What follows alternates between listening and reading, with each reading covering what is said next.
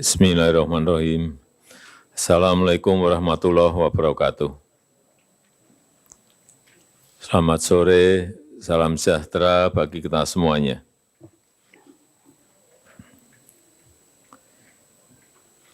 Yang saya hormati para menteri, Bapak Ibu sekalian yang saya hormati, meskipun tadi beberapa hal sudah saya singgung di pertemuan di sirkuit Mandalika, tetapi kalau kita lihat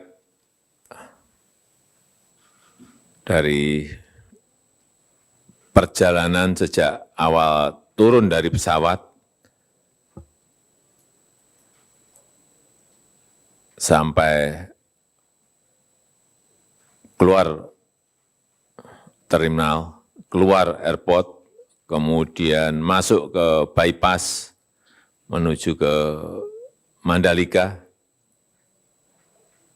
saya kira saya ingin memastikan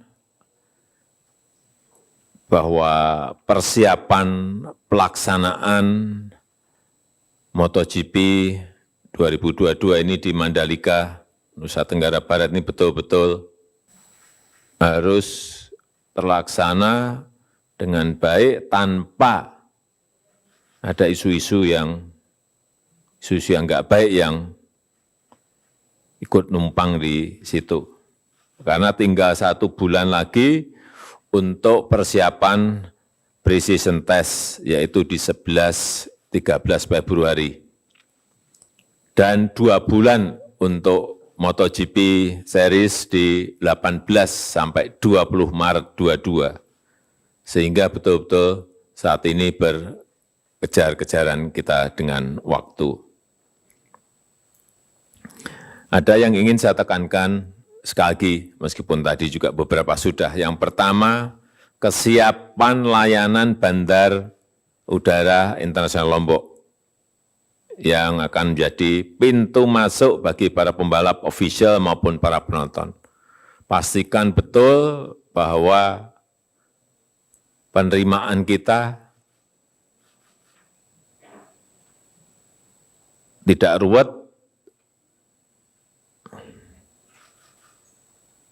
semuanya bisa serba cepat, tetapi kepastian harus aman dari COVID.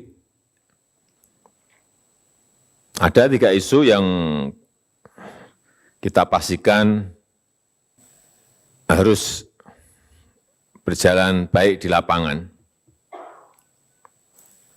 yaitu masalah slot penerbangan yang betul-betul harus dihitung. Tadi sudah saya disampaikan tadi beberapa hal yang perlu diantisipasi mengenai kedatangan para penonton. Kemudian juga untuk loading dan unloading logistik bagi tim yang berlaga. Jangan sampai isu kecil-kecil seperti kemarin di Superbike, ada kesalahan dalam membongkar logistik tanpa seizin tim, sehingga menjadi suaranya menjadi ke arah yang negatif. Kemudian yang terakhir mengenai kelancaran selama di bandara, mulai dari imigrasi, mulai dari protokol kesehatan, mulai dari bea cukai yang ada di sana. Saya minta betul-betul semuanya dilakukan secara profesional dengan kecepatan yang cepat. Kemudian memastikan bahwa moda transportasi dari bandara atau dari Kupang menuju ke Mandalika itu betul-betul terhitung betul kebutuhannya. Sehingga jangan sampai ini kita mengelola 63.000 bukan barang mudah. Ini belum yang di luar, itu yang juga mungkin dari masyarakat sekitar yang ingin datang. Ini sekali lagi, ini MotoGP penggemarnya banyak, di Indonesia penggemarnya sangat banyak, bukan banyak, sangat banyak. Yang kedua, tadi juga sudah saya lihat mengenai pembenahan, terutama untuk landscape dan lain-lainnya.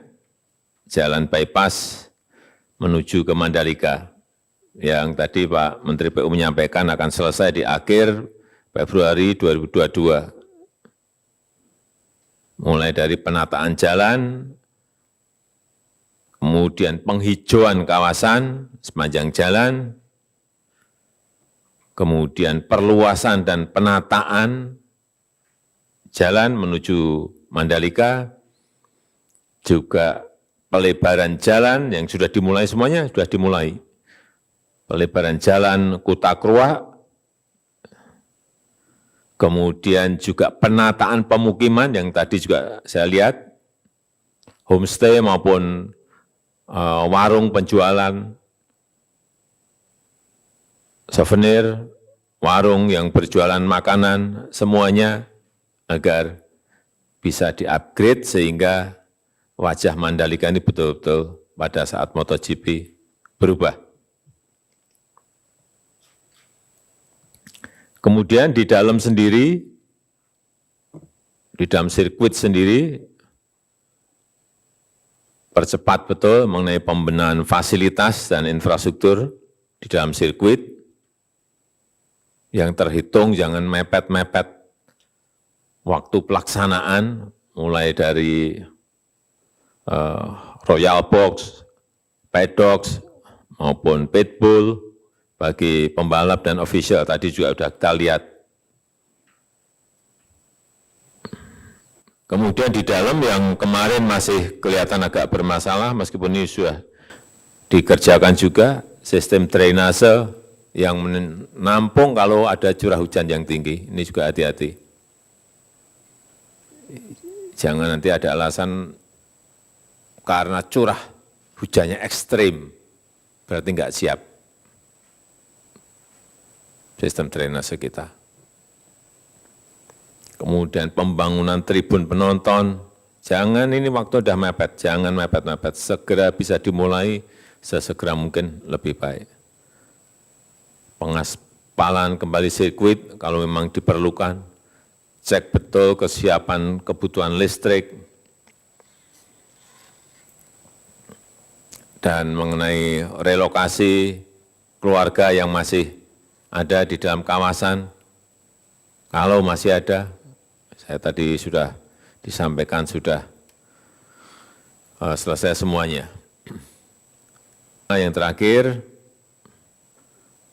untuk kesiapan fasilitas penunjang seperti hotel maupun homestay, restoran, hati-hati. Kemarin waktu Superbike ada masalah yang berkaitan dengan makan, dengan warung maupun restoran yang kurang. Ini betul-betul tolong disiapkan dan dihitung betul. Fasilitas penjualan souvenir, UMKM, ini yang melibatkan pengrajin-pengrajin yang ada di